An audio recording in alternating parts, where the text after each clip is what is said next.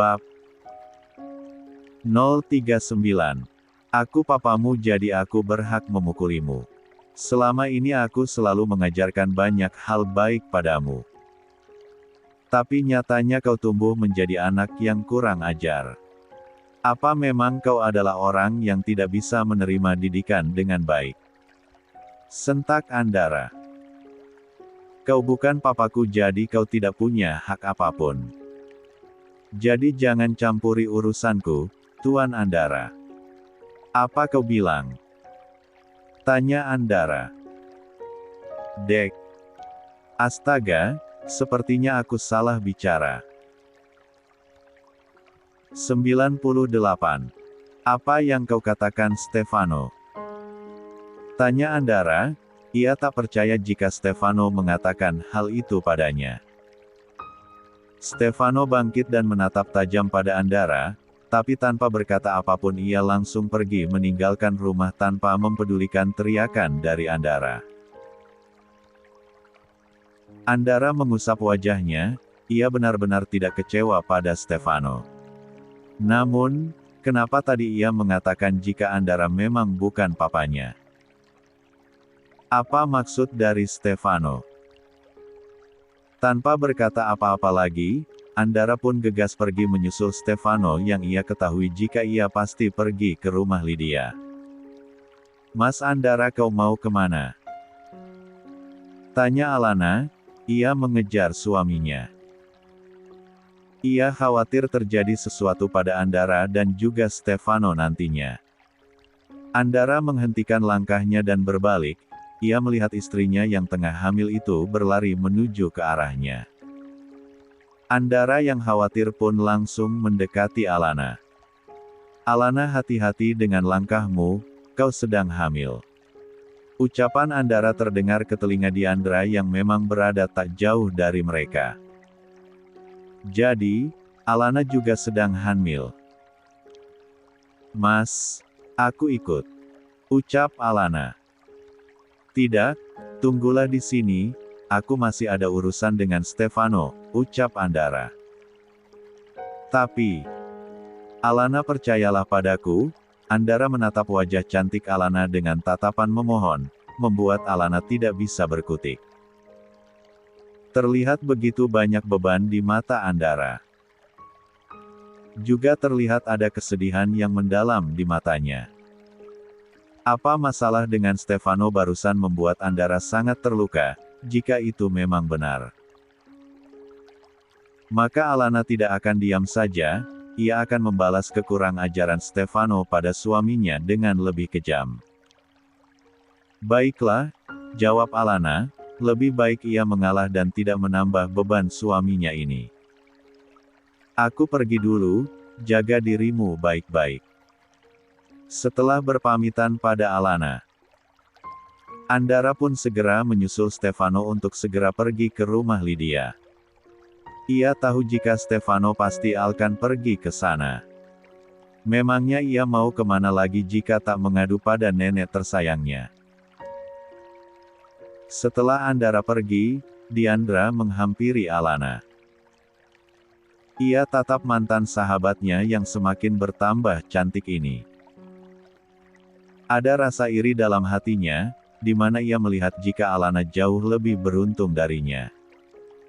Lah mendapatkan Andara yang begitu mencintainya, dan bersikap sangat lembut padanya. Sangat berbeda jauh dari Stefano, yang malah menghina dan juga bersikap kasar padanya. Padahal saat itu Diandra sudah mengirimkan buku diari Alana pada Andara, dan berharap jika pria itu akan membenei Alana.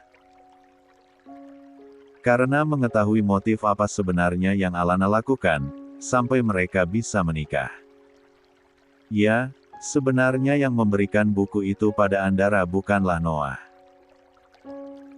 Tapi Diandra yang diam-diam masuk ke kamar Alana, setelah ia berpura-pura untuk ikut ke kamar mandi. Dengan alasan kamar mandi rumahnya sedang diperbaiki. Hera yang memang tidak pernah berpikiran buruk terhadap orang lain pun, mengizinkan Diandra. Hingga saat Hera lengah, Diandra lantas masuk ke dalam kamar Alana. 99. Sebagai sahabat kecilnya, tentu ia tahu apa kebiasaan Alana. Mantan sahabatnya itu hobi menulis diari dan sering mencurahkan isi hatinya di sana. Dan Diandra juga hafal betul di mana Alana menyimpannya, karena selama ini Diandra sering menginap di rumah Alana. Dan menghabiskan waktu bersama. Saat itu Diandra berharap jika Andara akan membenci Alana. Namun, pada kenyataannya pria itu malah semakin mencintai Alana, dan kehidupan mereka malah semakin bahagia. Andara memang pria yang sangat baik, penyayang dan juga begitu perhatian pada istrinya.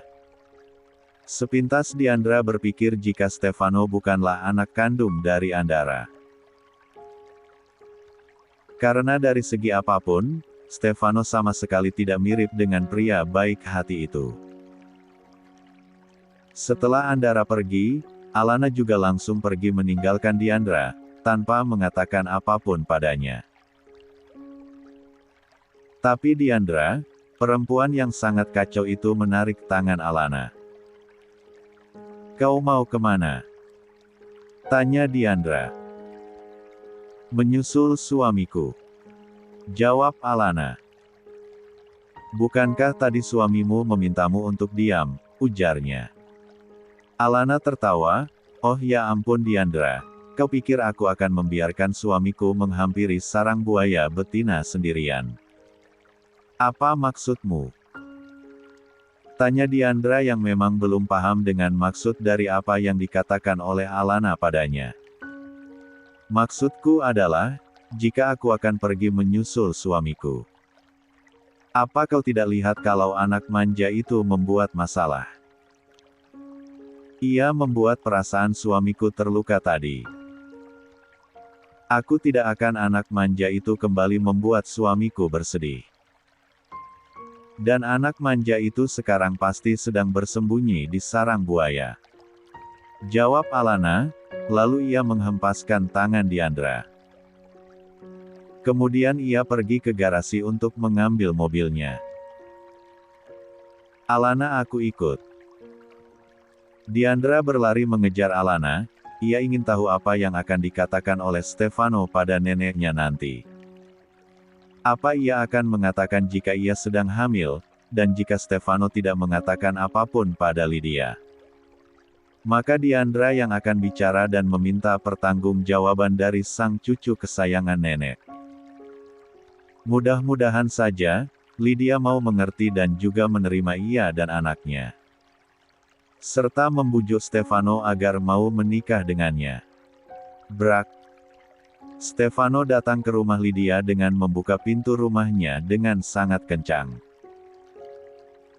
Lydia yang baru pulang pun terkejut saat mendengar suara gebrakan pintu yang sangat kencang hingga membuat kaca-kaca rumahnya ikut bergetar saking kencangnya Stefano mendorong pintu itu. Lydia segera turun dari kamarnya untuk melihat siapa yang datang. Ia takut jika tiba-tiba ada penjahat yang masuk untuk merampoknya dan juga memperkosanya. Namun, setelah ia melihatnya ternyata yang datang ke rumah itu adalah Stefano. Jadi, Lydia pun bisa sedikit agak tenang. Tapi yang membuat ia heran adalah, kenapa cucunya itu datang dengan dalam keadaan marah. Stefano langsung naik ke arah tangga dan menuju kamarnya yang ada di rumah itu, disusul oleh Lydia di belakangnya. "Stefano, kau kenapa? Kenapa kau datang dalam keadaan marah seperti ini? Apa telah terjadi sesuatu?" tanya Lydia kesal, karena Stefano sama sekali tidak mempedulikannya. 100. Stefano tidak menjawabnya dan malah diam dengan tatapan tajam yang ia arahkan pada Lydia. "Astaga, kau bahkan menatap Omas seperti itu. Katakan cepat. Siapa yang sudah mengajarkanmu jadi anak kurang ajar seperti ini?" Pekiknya kencang, hingga Kayla yang penasaran pun hendak menguping apa yang sedang mereka bicarakan. Namun, Kayla langsung mengurungkan niatnya karena ia melihat Andara yang datang dengan tatapan penuh amarah.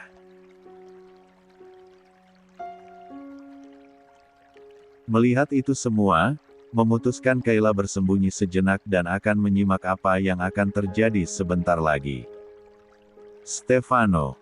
teriak Lydia yang kesal karena cucunya ini bersikap tidak sopan padanya. "Jangan berteriak padaku, Oma. Saat ini pikiranku sedang kacau. Apa Oma tidak lihat apa yang terjadi padaku? Apa Oma tidak lihat jika banyak luka di wajahku?" seru Stefano dengan sangat kesal. "Siapa yang telah melakukan hal ini padamu? Siapa yang sudah memukulmu sampai babak belur seperti ini?" tanya Lydia. "Andara. Hanya pria kurang ajar itu yang berani memukulku sampai seperti ini," jawab Stefano dengan kurang ajarnya. "Apa? Astaga, berani sekali ia melakukan hal ini. Padahal dia bukan siapa-siapa aku. Dia bahkan bukan ayah kandungku. Tapi sikapnya padaku selama ini seolah aku ini adalah anak kandungnya, yang bisa ia sakiti kapan saja. Andara memang kurang ajar," seru Stefano sangat marah pada Andara, bahkan si bodoh ini malah bicara dengan sangat kencang.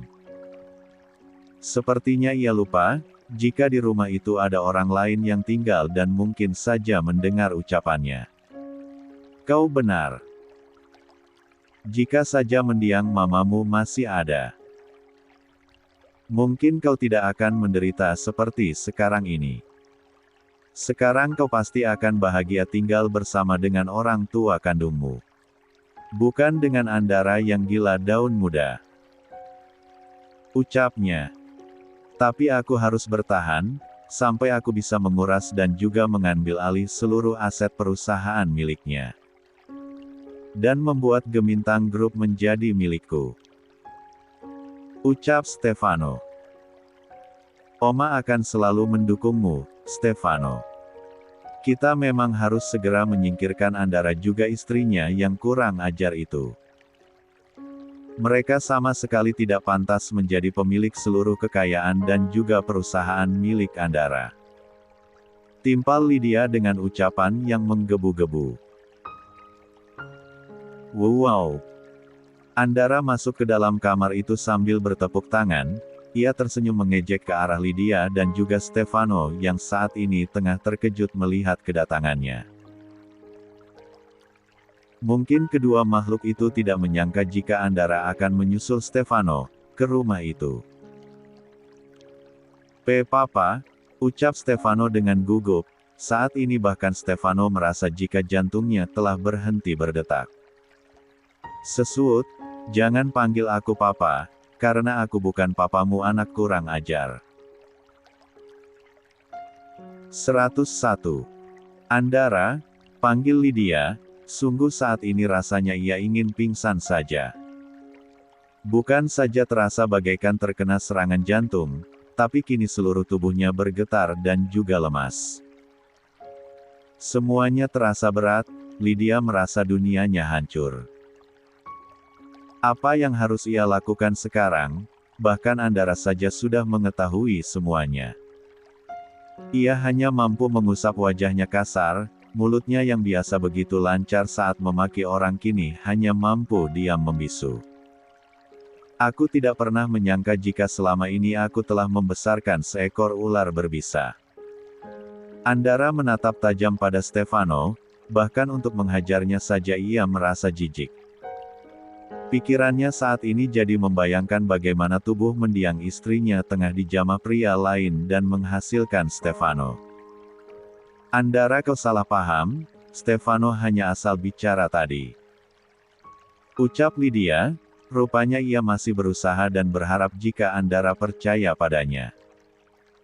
Andara menatap sinis ke arah Lydia, tatapan yang penuh dengan kebencian dan juga rasa jijik ia tujukan pada wanita tak tahu malu itu. "Kau mengetahui semuanya, kau tahu jika anak kurang ajar itu bukanlah anakku. Lalu kenapa kau membuat aku merawatnya hingga ia tumbuh menjadi pria bejat? Sentaknya pada Lydia.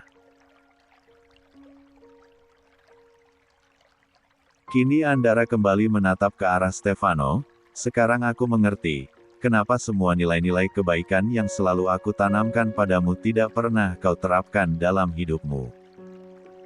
Itu karena dalam darahmu sama sekali tidak ada darahku yang mengalir di sana. Kau lahir dari sebuah kebusukan, dan sekarang kau lanjutkan kebusukan yang telah diwariskan oleh ibumu itu. Cukup. Teriak Stefano. Ia tidak terima jika mendiang ibunya dihina oleh Andara. Bagaimanapun juga Marissa adalah ibunya, wanita yang telah melahirkannya. Tidak akan Stefano biarkan siapapun yang menghina ibu kandungnya, termasuk Andara. Stefano, sudah nak. Jangan berteriak pada papamu, kau harus menghormatinya. Lydia kembali memasang topengnya yang sudah koyak akan kebohongan yang ia ciptakan. Apa ia pikir jika apa yang diucapkannya barusan akan mengubah keadaan? Benar kata orang, jika kepanikan hanya akan membuat orang bodoh. Sepertinya wanita tua ini lupa jika saat ia mengumpat Andara. Andara mendengar semuanya. Hentikan sandiwaramu. Tunjuk Andara pada Lydia sambil menunjuk wajahnya yang sudah mulai keriput. Itu. Andara. Lydia kini memegang dadanya, sepertinya kejadian ini cukup memukul mentalnya. Ia berharap jika Andara akan sedikit bersimpati padanya. Apa ia sudah tidak peduli lagi padanya, pikir Lydia. Aku bilang cukup. Aku muak melihat sandiwara yang kau ciptakan. Sekarang aku mengerti kebencianmu terhadap istriku. Kau membencinya karena kau sangat takut jika kau tidak bisa mendapatkan apa yang kau inginkan. Dan memang, kalian berdua manusia-manusia picik. Kalian tidak akan mendapatkan apa-apa, bahkan sepeser pun dariku. Sentak Andara. Dek. Tubuh kedua cucu dan neneknya itu kini mendadak panas dingin. Mereka berdua tidak pernah menyangka jika mereka tidak akan mendapatkan apapun dari Andara. Pah, jangan begini. Aku tahu aku salah, tapi selama puluhan tahun aku tinggal denganmu dan kau yang selalu merawatku. Apa tidak sedikit pun rasa pedulimu padaku? Apa kau bilang? Apa aku tidak salah dengar? Kau bilang aku tidak peduli padamu. Andara tertawa terbahak-bahak mendengarnya. Lalu ia kembali menatap Stefano dengan jijik, aliran darah tak tahu malu begitu. 102. Kental mengalir di tubuhnya. Setelah apa yang kau lakukan padaku, kau masih berpikir jika aku masih merasa peduli padamu. Kau tahu jika aku bukan ayahmu. Tapi apa kau menunjukkan rasa hormat dan pedulimu padaku? Rasa hormatmu selama ini hanya sebuah pion yang kau jadikan untuk menutupi seluruh keserakahanmu. Dasar anak tak tahu diuntung. Ucap Andara. Kini Lydia menangis meraung-raung menyesali ucapannya barusan. Ya, lah hanya menyesali ucapannya barusan bukan perbuatan yang selama ini ia lakukan. Di luar sana Alana dan juga Diandra tengah mendengarkan sesuatu yang membuat mereka sangat shock. Mereka tidak pernah menyangka jika Stefano ternyata bukanlah anak kandung dari Andara, tapi anak dari selingkuhan Marissa. Tapi Stefano malah bersikap kurang ajar dan juga tidak tahu malu. Seharusnya ia berterima kasih pada Andara, karena berkatnya ia bisa menyandang status dan juga nama yang terhormat di belakang namanya. Tapi ia malah dengan tidak tahu malunya, malah ingin merebut semua milik Andara. Dan menyingkirkan Andara, Sungguh bahkan kucing saja akan begitu setia pada orang yang merawatnya. Tapi tidak dengan Stefano, yang serakah.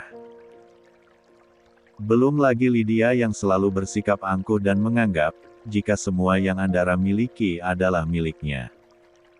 Padahal ia hanya seorang mertua yang bahkan putrinya saja sudah tiada. Selama ini Andara menghormatinya karena ia adalah nenek dari Stefano, yang ia kira adalah putranya. Tapi ternyata anak yang selama ini ia rawat ternyata anak dari selingkuhan istrinya. Memuakan. Alana yang sedang melihat Lydia berakting, sungguh ia sangat muak melihat tingkah nenek kurang ajar itu. Mulut gatalnya sudah tidak bisa ia tahan lagi. Saat ini ia ingin memaki Lydia sampai ia terkena serangan jantung dan mengirimnya ke liang lahat.